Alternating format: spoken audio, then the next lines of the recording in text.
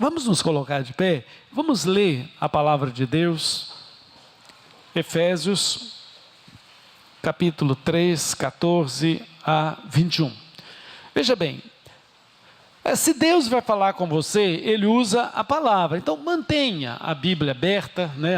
Não apenas para leitura, mas depois, na medida que eu citar o texto, de repente você corre os olhos lá e você vê que é isso mesmo que está lá, para que não é importante o que o pregador diz, o importante é o que a Bíblia diz. Efésios 3, 14 a 21. Por esta razão, ajoelho-me diante do Pai, do qual recebe o nome toda a família nos céus e na terra.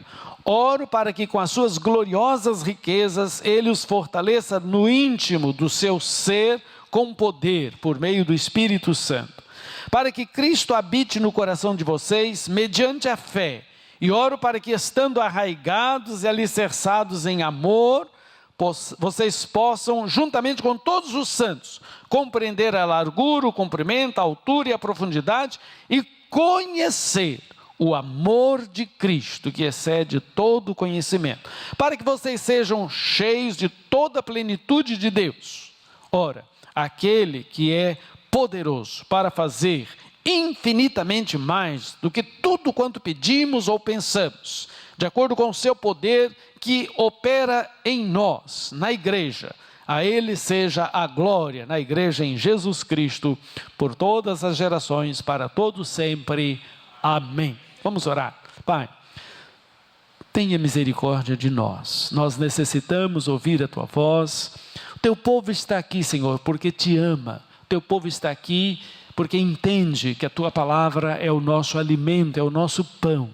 E nós precisamos, Senhor, agora da Tua misericórdia, para que o Senhor venha nos alimentar através dela, em nome de Jesus. Amém. Queridos, podem sentar.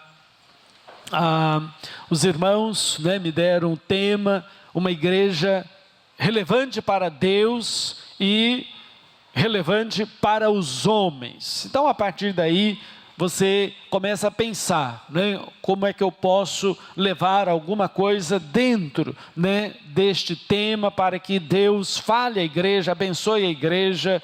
E aí veio esse texto que vai dizer, eu apresentarei esse desafio da palavra de Deus, que se a igreja quer ser relevante para Deus, relevante para os homens, então, cada membro, a igreja necessita aceitar, buscar este desafio da plenitude, pelo menos em 3 áreas. Eu apresento, a partir desse texto, 3 áreas em que Deus quer, é a vontade de Deus, e você precisa buscar esta plenitude. Com certeza, em Cristo nós podemos muito mais do que aquilo que estamos fazendo, ou do que aquilo que Deus está colocando diante de nós. Como eu disse para os irmãos, ficamos encantados com a visão dos irmãos, e Deus com certeza quer abençoar ainda mais. Mas, queridos, há versículos na Bíblia que não dá para você simplesmente ler, fecha a Bíblia e continua. Não é possível, não dá para deixar para lá.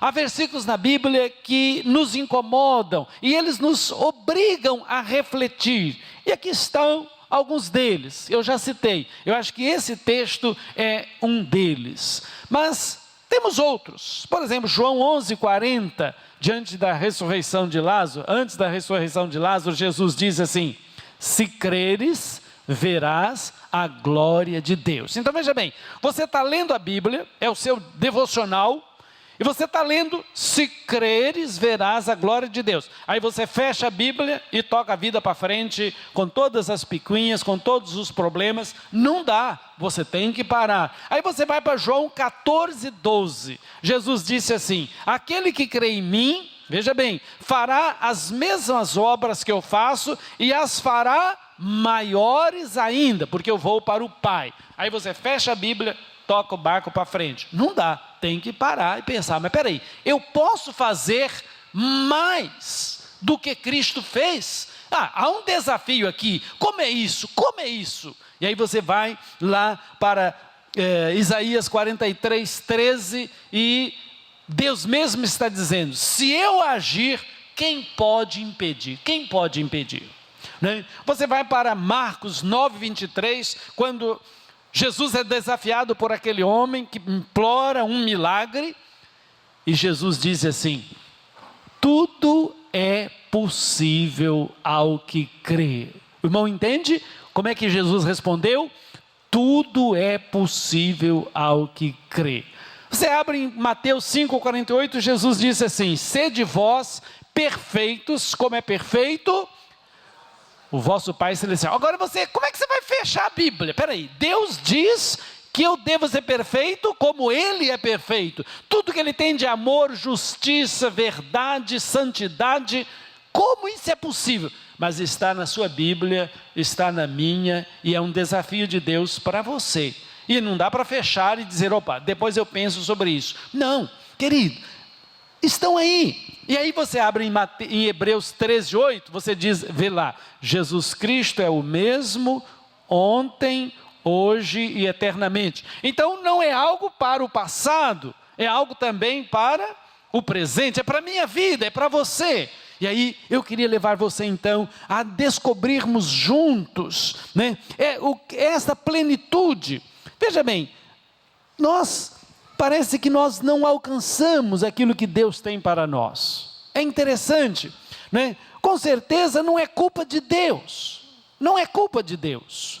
Veja bem, há recursos na graça de Deus para nós chegarmos lá, para você chegar lá. Apesar do que eu sou, do que você é, nós somos pecadores, vulneráveis, frágeis, mas em Cristo podemos, com certeza, meus amados, superar esses limites e alcançar esses alvos de Deus para as nossas vidas. Às vezes nós olhamos para a Bíblia, seus personagens, e parece que há dois cristianismos, um da Bíblia e aquele que nós estamos vivendo. A gente lê sobre alguns personagens, como por exemplo Spurgeon, né? Eu ontem citei rapidamente, né, que num tempo sem televisão, sem rádio, sem nada, absolutamente nada, ele conseguia pregar para 12 mil pessoas, e as pessoas se aglomeravam. Nós estamos encantados de ver as pessoas aqui entrando e saindo, e diz que acontecia o mesmo com Spurgeon, né? Por exemplo, um jovem veio aqui, o André, né, no primeiro culto: pastor, eu acho que viajei 800 quilômetros para estar aqui, acho que veio do interior, não sei de onde aí, né? De alguma forma, acho que ele viu na internet, ou qualquer coisa, de algum jeito, mas Spurgeon não tinha isso, meus irmãos, ele não tinha rádio, ele não tinha nada, e aí, como ele conseguia falar para 12 mil pessoas? A gente lê sobre o Wesley, aqueles grandes avivalistas do século 18, 19, olhamos, meus irmãos, e nós perguntamos: o que está errado com a gente? O que está errado comigo? Meu amado, todos nós desejamos o excelente. Você foi feito para o excelente. Querido, você foi feito para algo muito mais do que simplesmente evitar o fracasso. Algo dentro de você o impulsiona para deixar a rotina e entregar-se a essa grande aventura de perseguir esses desafios, esses alvos de Deus para a sua vida. Esse texto mostra algumas áreas em que você, em Cristo, pode alcançar essa plenitude. Venha comigo, olha para Ele, vamos juntos. Primeiro, esse texto diz que em Cristo você pode ter a plenitude do Espírito Santo. Está aí, você leu, está aí. Paulo diz que dobrou o joelho, no verso 16, e ele diz: eu oro para que vocês sejam fortalecidos e vocês sejam tomados no seu homem interior do poder do Espírito Santo, e vocês tenham a plenitude do Espírito Santo. Meu amado, Paulo fala que isso vai acontecer no seu homem interior, ou seja, no seu caráter, na sua essência, naquilo que você é verdadeiramente aos olhos de Deus, no seu coração. No capítulo 5, Gálatas, verso 16, Paulo fala que Só tem um jeito de você vencer a concupiscência. Ele fala, como é que você vai vencer a concupiscência da carne? Ele diz, só se você andar no Espírito, se você viver em Espírito. Então você entende que é um estilo de vida, não é para um pico, não é para um momento, é um estilo de vida. Eu até brinquei que eu estou hospedado na casa do irmão Sírio, né? E ele lá falando mal do Bahia, né? Né? Entende? Eu pensei, como é que nós vencemos essa concupiscência? Isso está dentro da gente, isso está lá dentro da gente, você não consegue vencer, é uma coceira que dá, e você de repente está soltando uma crítica sobre alguém, sobre alguma coisa, e Paulo diz, o Espírito Santo foi dado, não é para você ter sapatinho de fogo, não é para você ver estrela, não é para você andar que nem um super-homem. O Espírito Santo, esse poder, é para que a carne seja verdadeiramente tratada, trabalhada, e você consiga então sufocar, vencer esses instintos, e ter verdadeiramente a personalidade, o caráter de Deus. Eu estava ouvindo o pastor Shed num congresso da CEPAL, e ele disse algo interessante, ele disse assim, todos os nossos problemas seriam resolvidos com a morte do eu, a morte daquele ego, aquilo que Paulo diz, já estou crucificado com Cristo, mas eu digo mais, eu digo que a solução para todos os nossos problemas está nessa plenitude do Espírito Santo. Primeiro porque essa plenitude não virá sem a morte do eu. Não virá. Ela só virá quando você realmente matar esse ego, se esvaziar de si mesmo, e então Deus vem, te enche e vem com essa plenitude do caráter dele para fazer de você realmente esta criatura semelhante a ele. Sabe, amado?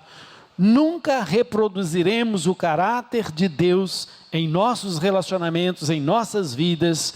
Jesus disse, toda árvore boa produz bons frutos, porém a árvore má produz frutos maus. Não pode a árvore boa produzir frutos maus, nem a árvore má produzir frutos bons. Tiago diz, acaso, meus irmãos, pode a figueira produzir azeitonas? Ele diz, pode a fonte de água doce jorrar água salgada? E aí, Gálatas 5, 22, 23 diz, o fruto do Espírito é amor, alegria, paz, longanimidade, benignidade, bondade, fidelidade, mansidão, domínio próprio.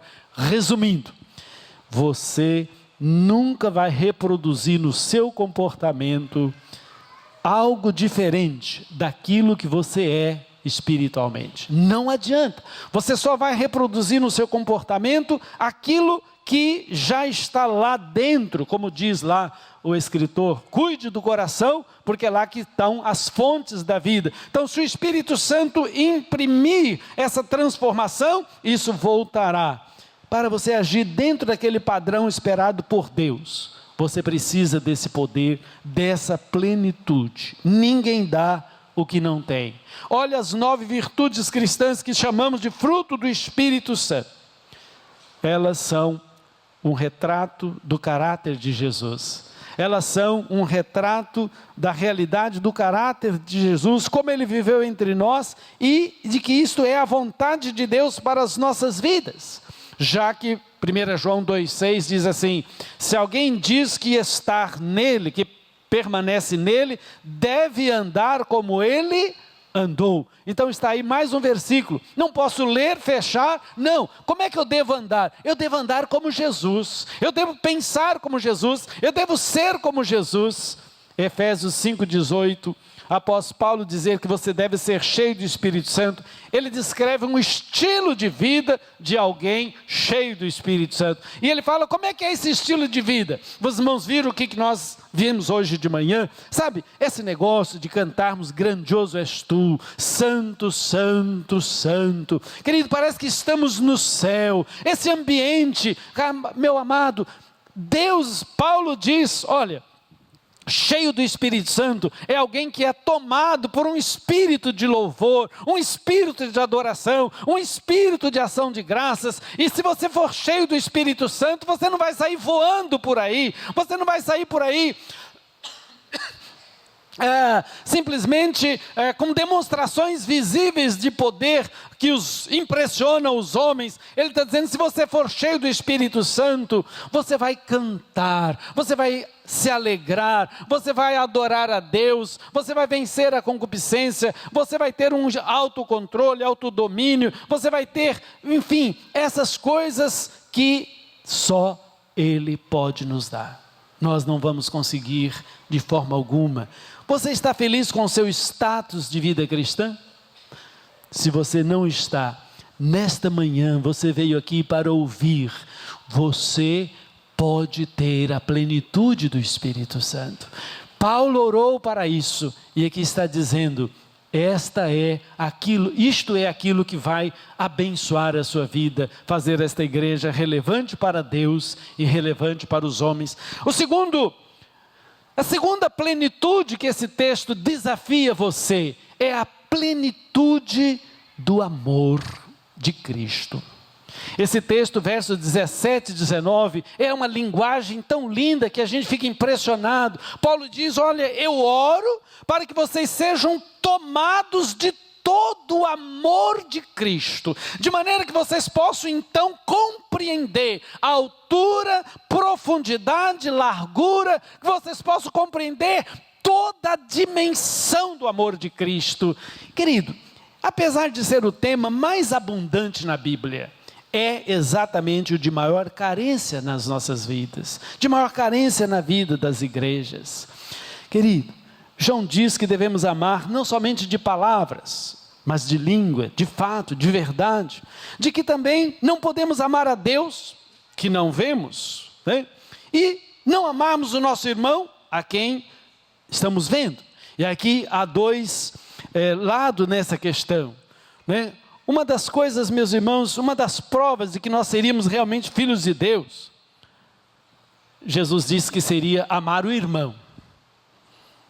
1 João 3,16, aquele que me ama vai dar a vida, assim como eu dei a vida, também vai dar a vida pelo seu irmão. Agora pense nisso, sabe, amados, eu sei que nós precisamos pregar, eu sei que Deus mandou a igreja pregar, mas tem coisas que, os irmãos, nós precisamos entender. Se nós amarmos como Jesus mandou, nós iremos crescer. Essa igreja vai ser uma mega igreja. Sabe, amados, a igreja, ela está às vezes parecida com um shopping, cada vez mais parecida com um shopping, e menos parecida com um hospital. Porque a figura bíblica de igreja é mais a figura de um hospital, onde há pessoas doentes sendo curadas, tratadas, crescendo, sendo restauradas. Mas às vezes nós estamos mais nos aproximando da figura de um shopping.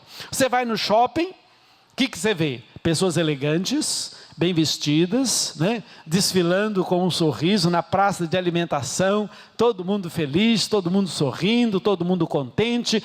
Não importa as misérias, não importa aquilo que está por trás daquelas vidas. Meus irmãos, às vezes a igreja também vende de que nós somos essas pessoas felizes, essas pessoas abençoadas, mas nós estamos apenas mascarando, não estamos trabalhando essas questões que nos incomodam, que estão nos derrotando.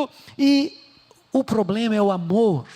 Amada, a igreja precisa ser uma comunidade terapêutica. Eu estava falando, amados irmãos, né, de que realmente eu já sou avô. Eu sou de uma época que o homem realmente entrava na igreja. Eu com 14 anos, meus irmãos, eu entrei numa igreja para ouvir a pregação do evangelho. Eu tinha um vazio no meu coração e eu queria ouvir como esse vazio poderia ser resolvido. Mas ninguém mais vai entrar por aquela porta e dizer assim: me pregue o plano da salvação, me fale do céu, me fale dessa teologia evangélica. Ninguém está preocupado com essas coisas. Você sabe por que a pessoa vem à igreja hoje? A pessoa vem porque ela está arrebentada, ela vem porque divorciou, ela vem porque o filho está nas drogas, ela vem porque foi a um médico, recebeu um resultado de que está com uma doença incurável, ela está com um problema sério numa área de relacionamento, casamento, ela está, meus irmãos, enfim, desempregada, ela está passando por uma turbulência, com depressão. Eu disse, meus amados, se eu fosse atender só gente com depressão, eu não faria mais nada na minha vida, eu só ficaria atendendo. Por quê? Porque a sociedade está enferma. Então a igreja precisa entender que ela precisa ser uma comunidade terapêutica, e quando nós sermos isso que Jesus está dizendo, meus irmãos, ela cresce, vai ser uma bênção. Sabe, a medida não só de amar o irmão, mas Jesus dá uma outra dimensão. O teste é como é que a gente lida com o inimigo, como é que a gente lida com o adversário. Sabe, há uma frase corriqueira quando você confronta o irmão: irmão, você precisa amar. Jesus diz, você precisa amar o inimigo. Você sabe o que ele responde? Pastor, eu não desejo mal para o meu inimigo. Eu não quero o mal para o meu inimigo. Mas quem disse que foi isso que Jesus ensinou? Jesus falou que é para você amar o inimigo. E mais, ele disse que é para você fazer o bem. Você está fazendo bem para o seu inimigo? Se você não está fazendo bem, não vem com essa de que eu não desejo o mal. Não é para não desejar o mal. Se ele amaldiçoa, é para você abençoar. Se ele te odeia, é para você devolver amor. Se ele gestos de agressividade, é para você devolver gestos de paz. Querido, é o grande teste, é como é que você lida com o inimigo. Nós precisamos desse batismo de amor. Você conhece uma pessoa pela maneira como ela reage, não é pela maneira como ela age, porque as nossas ações são planejadas. Vamos imaginar que eu escolhi essa roupa, eu estaria aqui, eu iria pregar, eu fiz a barba, enfim, há todo um contexto em que nós nos preparamos para agir. Mas o que nos pega de surpresa? São as nossas reações. Eu sempre digo, se alguém te dá um tapa, ou se alguém fala mal de você, ele é o pecador. Mas se você agora passar a falar mal dele, você que é o pecador. Alguém te faz o mal, ele é pecador. Mas da maneira como você reagir, agora é você que é o pecador. Não adianta. Entende? Então essa é a questão que Jesus coloca aqui. Nós precisamos desse batismo de amor. E você pode amar mais. A igreja precisa ser essa comunidade terapêutica. A igreja precisa ser um lugar de vida. Precisamos vivenciar essa plenitude de amor. Querido, no verdadeiro amor, há toque. Não dá para amar via internet. Vocês já viram aquela piadinha, né? O camarada tinha 5.000 amigos no Face. Aí ele morreu e havia 3 amigos velando o corpo dele. Alguém pergunta, mas escuta, ele não tinha 5.000 amigos? Aí o outro respondeu, não, os outros 4.997 estão velando pela internet. Entende? Então, amor exige toque, amor exige, irmãos, comunhão precisa de toque. Em terceiro lugar, eu queria que você pensasse nisso, mais plenitude de Deus. Eu não sei como é que é, Paulo fala da maturidade, Paulo fala de plenitude de Deus. Eu não sei como é que é isso, né? É uma expressão até difícil, mas diz Paulo, eu oro para que vocês sejam cheios de toda a plenitude de Deus. Eu acho que Paulo está falando de maturidade. Aquilo que Jesus falou em Mateus 5:48. Deus quer que você seja perfeito assim como Ele é perfeito. Efésios 4:13, você foi salvo para se tornar semelhante a Cristo. Qual é o padrão? É Jesus. Então pense nesse modelo, pense nesse modelo de maturidade, nesse modelo de plenitude. É isso que Deus quer. Tiago 3,17, 2 Timóteo 3,17, Tiago 1,4, esses textos todos, Paulo diz que Epáfras lá trabalhava para que os seus discípulos se tornassem plenos, cheios, a palavra é completos, não é faltando nada em Cristo Jesus. Maturidade é o alvo de Deus para qualquer crente, não é só para o pastor, não é só para o missionário. Porque Deus quer isso de nós? Ele quer que reproduzamos o seu caráter em nossas vidas. Ninguém consegue isso sem maturidade.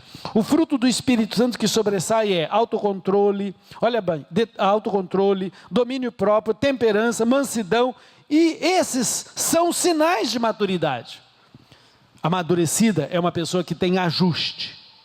Veja bem, tranquilidade, paz, intrapessoal e interpessoal, ou seja, ela vive bem consigo mesma e também com o grupo. Querido, nós não podemos viver só dependendo dos outros. Os que os outros fazem, o que pensam, como agem, como trabalham, se tem sucesso, se não tem. Você tem que ter a sua autossuficiência em Cristo. O imaturo é aquela pessoa autoritária, dogmática, né?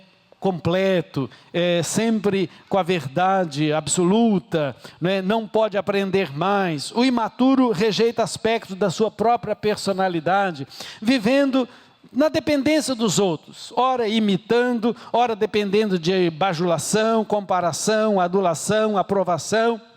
Entende? Porque ele cria problema para si mesmo e para os outros. É por isso que esse texto diz: essa é uma plenitude que a igreja precisa.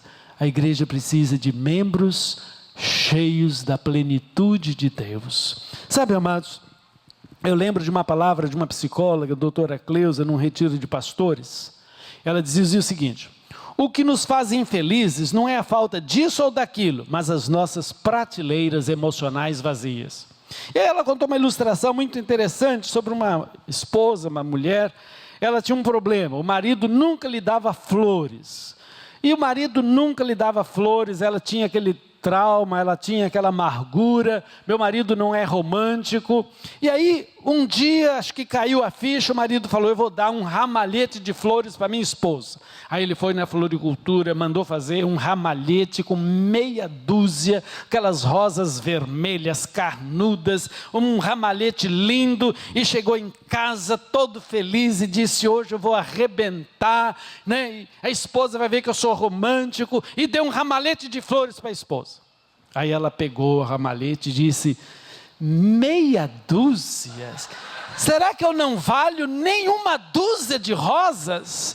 Meus irmãos, então o problema, aquilo que nos faz infelizes, não são os problemas, não, sabe? Mas as nossas prateleiras emocionais vazias. Sabe, algo interessante que eu queria compartilhar com os irmãos. Saiu um artigo na Veja, algum tempo atrás, muito interessante. Preste atenção, olha. Nos últimos 35 anos, o PIB, que é a riqueza de um país, né, por pessoa, veja bem, dos americanos, aumentou de 17 mil dólares para 27 mil. O tamanho médio das casas dos americanos cresceu 50%. E as famílias que possuem computador saltaram de 0, que ninguém tinha, para 70%. E olha só, no entanto, a porcentagem da felicidade dos americanos não se moveu nem 0,1%. Eles permaneceram no mesmo patamar. Agora, olha isso aqui. Os nigerianos, com seus 1.400 dólares per capita de PIB por ano, têm um grau de felicidade igual a dos japoneses. Preste atenção, que tem um PIB 25 vezes maior, ou seja, são 25 vezes mais ricos, mas eles têm o mesmo grau de felicidade. Olha essa, os habitantes de Bangladesh se consideram 2 vezes mais felizes que os da Rússia, que são 4 vezes mais ricos. Quem é mais feliz? Os habitantes de Bangladesh. Os russos são 4 vezes mais ricos e são mais infelizes. Agora eu pergunto, se as pessoas naturais podem reagir assim à vida, por que o povo de Deus não pode fazer dele o seu quinhão, a sua porção nessa vida? Por que nós não podemos ter essa maturidade de dizer: a minha porção é o Senhor? Sabe, como aquela sunamita. É interessante a história da sunamita. Tinha um marido velho, materialista, só pensava em trabalho, estava lá na colheita, o filho passou mal, ele disse para o empregado, leva o filho para a mãe que ele está atrapalhando aqui a safra. O filho chegou em casa, morreu, ele não foi dar assistência, a mãe teve que se virar procurando um médico, um hospital, um profeta, enfim, né? Mas sabe, o profeta Eliseu disse assim, essa mulher é muito boa para comigo, eu sou amigo do rei, eu sou amigo do comandante do exército, chama essa mulher. Filha, tem alguma coisa que eu possa fazer por você? Você está precisando de alguma coisa? Tem alguma coisa que eu possa falar para você, para o rei, para o comandante do exército? Você sabe qual foi a resposta dela? Eu não preciso de nada, eu sou feliz. Sem filhos, marido velho, materialista, por favor, pense nisso. É por isso que Paulo ora, que o crente seja cheio da plenitude de Deus. Você pode ser maduro, você pode ser cheio, você pode ser pleno, você pode ser uma pessoa realmente abençoada, feliz, só com Deus. Eu comecei essa mensagem dizendo que você foi feito para o excelente, você foi feito para algo muito mais do que simplesmente evitar o fracasso. Então não estou dizendo que é para você se acomodar no que você tem, mas é para você ser feliz com aquilo que Deus te deu, com aquilo que realmente Deus faz de você. Não é dinheiro, profissão, conquistas, nada disso. É por isso que Paulo diz, regozijai-vos no Senhor. Esta manhã, 3 plenitudes Deus propõe para você. Plenitude do Espírito, plenitude do amor e plenitude de maturidade. Você não acha que é algo abençoado? Escrevendo aos crentes de Corinto, Paulo diz lá em 1:5-7, vocês têm todos os dons, não falta nada para vocês. Aos Efésios ele diz em 1:3, bendito o Deus e Pai de nosso Senhor Jesus Cristo, que nos abençoou com toda sorte de bênçãos espirituais. João diz na sua primeira carta, 1:22-27, vocês têm a unção, vocês têm o selo do Espírito Santo. Como viver então essa vida cristã acima da média, acima da mediocridade? Como alcançar este plenitude de poder, plenitude de amor, plenitude de maturidade? Aqui está a resposta. Você pode dizer, pastor, mas é simples assim? É simples, irmão. Deus não complica, nós é que complicamos. A resposta é simplesmente vivendo pela fé. Sabe, amado, isso é tão importante que nesse texto Paulo diz, é pela fé. Cristo habita em vocês pela fé. E agora, veja bem, 4 livros da Bíblia. Você acha que o Espírito Santo é repetitivo? Você acha que o Espírito Santo é repetitivo? 4 livros da Bíblia. Por que ele fez isso? Abacuque 2:4. O meu justo viverá da fé. Romanos 1:17. O meu justo viverá da fé. Gálatas 3:11. O meu justo viverá da fé. Hebreus 10:38. O meu justo viverá da fé. Por que isso, amado? Lembra que o propósito, veja bem, é pela fé, não é esforço, não é eu vou fazer uma campanha de 7 semanas de oração, eu vou fazer uma campanha, um jejum de 7 dias, tudo isso pode ter o seu valor, no seu contexto, mas não assim, no sentido de alcançar essas bênçãos. Lembra que o fruto do Espírito é fruto do Espírito, não é esforço próprio, não se consegue com educação, com conhecimento bíblico. Paulo diz, como é que ele conseguiu? Ele diz, já não sou mais eu quem vive, mas é Cristo que vive em mim. Escrevendo aos Filipenses, ele diz, para mim o viver é Cristo. Então não será fruto dos nossos esforços, será fruto de você colocar o joelho no chão e dizer, Senhor, eu sei que é para mim, eu sei que eu preciso, eu sou pecador, eu não tenho como vencer essas fraquezas, se não for uma obra do Senhor. Então eu recebo pela fé, eu vou entender que o sacrifício de Cristo na cruz, foi para me dar estas bênçãos benditas. O propósito de Deus para você nesta manhã é, em Cristo você pode muito mais. O propósito de Deus para esta igreja nessa manhã, se ela quer ser relevante para Deus e para os homens, é: em Cristo você pode. 3 plenitudes: do Espírito, do amor e da maturidade de Deus. Vamos nos colocar de pé, queridos. Nós cantamos ao abrir este culto: se paz a mais doce, pelo menos uma estrofe. E eu queria desafiar a você nesta manhã a receber pela fé. Eu não viajei de tão longe para gastar o seu dinheiro, o dinheiro desta igreja. Eu acho que nesta manhã, quando você sair por aquela porta, é pela fé. Eu tenho a plenitude de Deus, eu tenho a plenitude do Espírito, eu tenho a plenitude do amor, mas é pela fé. Se você é um pecador miserável e sabe que o sangue de Jesus foi porque você não tinha como conquistar essas coisas, a não ser pela fé, pela morte do eu e aceitando aquilo que Cristo já fez por você. Você pode ser feliz, você pode ser este cristão abençoado. Vamos cantar pelo menos uma estrofe. Se paz a mais doce me deres gozar, se dor a mais forte sofrer, ó seja o tempo do